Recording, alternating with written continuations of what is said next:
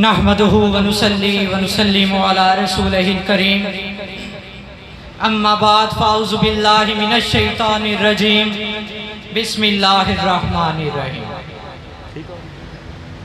عشق مصطفیٰ جس کے سینے میں ہے، عشق مصطفیٰ جس کے سینے میں ہے، وہ جہاں بھی رہے مدینے میں۔ جناب صدر، قابل احترام اساتذہ کرام اور میرے ہم مکتب ساتھیوں کو دل کی اتھاہ گہرائیوں سے السلام علیکم۔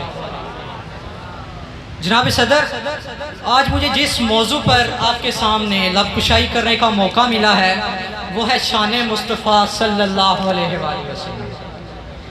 ناظرین محترم، مجھ جیسا ناچیز طالب علم اس ہستی کی شان کے بارے میں کیا ہی بیان کر سکتا ہے کہ جس کی شان میں اللہ تعالیٰ بذات خود فرماتے ہیں وَرَفَعْنَا لَكَ ذِكْرَكَ وَرَفَعْنَا لَكَ ذِكْرَكَ، اور ایک مقام پر یہ بھی ہے اِنَّا أَعْطَيْنَاكَ الْكَوْثَرَ۔ مجھ جیسا ناچیز اس ہستی کی شان کے بارے میں کیا بیان کرے کہ جس کی حاضری کے لیے درخت اپنی جڑوں کو چیر دیتے ہیں، زمین کو چیر دیتے ہیں اور آپ کی خدمت میں حاضر ہوتے ہیں۔ جناب صدر، یہ تو وہ ہستی ہے کہ جس کے ایک اشارے پر چاند دو ٹکڑے ہو جاتا ہے۔ یہ تو وہ ہستی ہے کہ جس کی خوبصورتی کو ایک نہیں، دو نہیں، 10 نہیں بلکہ 70 پردوں کے پیچھے چھپایا گیا ہو۔ جناب صدر، حسن یوسف کو دیکھ کر کٹ گئی تھی انگلیاں، حسن یوسف کو دیکھ کر کٹ گئی تھی انگلیاں، لاکھوں نے جا گوا دی میرے مصطفیٰ کے واسطے۔ کہہ دیجئے سبحان اللہ۔ جناب صدر، یہ تو وہ ہستی ہے کہ جس کے وسیلے سے اماں حوا اور حضرت آدم کی توبہ قبول ہوئی، کہ جس کا امتی ہونے کی خواہش موسیٰ تک نے کی۔ ایک نبی نے نبی کا امتی ہونے کی خواہش کی۔ صدر علی وقار، یہ تو وہ ہستی ہے کہ جس کا نواسہ حسین ہے، کہ جس نے کربلا کے موقع پر اپنے کٹے ہوئے سر سے تلاوت قرآن کی، کہ جس کی بیٹی فاطمہ ہے، کہ جس کے سر کا اگر ایک بال بھی پہ پردہ ہوتا تو سورج ظاہر نہ ہوتا، کہ جس کا دوست ابوبکر صدیق ہے، کہ جس نے اپنا سب کچھ لٹا دیا ضرورت کے تحت، کہ جس کا داماد علی ہے، کہ جس کا نام اب بھی حبر کی سطح پر لیا جائے تو وہ کانپ اٹھتی ہے۔ جناب صدر، یہ تو وہ ہستی ہے کہ جس سے اگر کوئی مناسبت جوڑ لے تو وہ اپنی دنیا و آخرت سنوار لیتا ہے۔ کیسے؟ جناب صدر، جس کی نسبت محمد سے جڑ جائے وہ اعظم سے قائد اعظم، بابا قوم بن جاتا ہے۔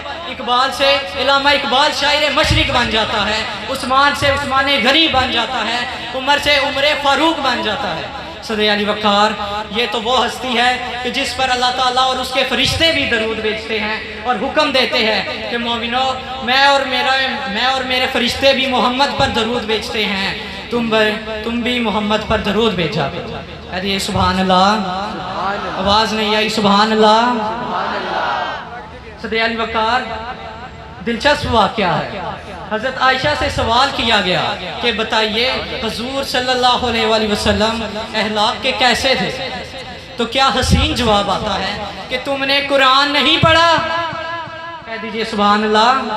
بہت ہی وزن والا فکرہ ہے کہ تم نے قرآن نہیں پڑھا، یعنی کہ جو قرآن ہے وہی محمد ہے، جو محمد ہے وہی قرآن ہے، یعنی کہ حضرت محمد صلی اللہ علیہ وآلہ وسلم ہمارے پاس ایک چلتا پھرتا قرآن ہے۔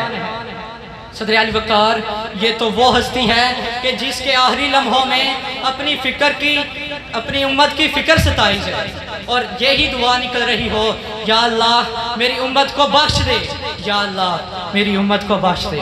صدر علی وقار، یہ تو وہ ہستی ہے کہ جس کی وجہ سے یہ دنیا تخلیق ہوئی، یہ دنیا میں جو ابھی محلوقات موجود ہیں وہ تخلیق ہوئی۔ اللہ تعالیٰ بذات خود مومنوں سے مخاطب ہو کر، حضرت محمد سے مخاطب ہو کر کہتے ہیں کہ اے محمد، اگر ہم نے آپ کو پیدا نہ کرنا ہوتا تو ہم اس دنیا کی تخلیق نہ کرتے، اس دنیا میں موجود محلوقات کی تخلیق نہ کرتے۔ اس شعر کے ساتھ میں اپنی تقریر کو سماعت کروں گا کہ زمین نہ ہوتی فلک نہ ہوتا، زمین نہ ہوتی فلک نہ ہوتا، عرب نہ ہوتا عجم نہ ہوتا، یہ محفل کونو مکان نہ ہوتی اگر وہ شاہ امم نہ ہوتا۔ وما علینا الا البلاغ۔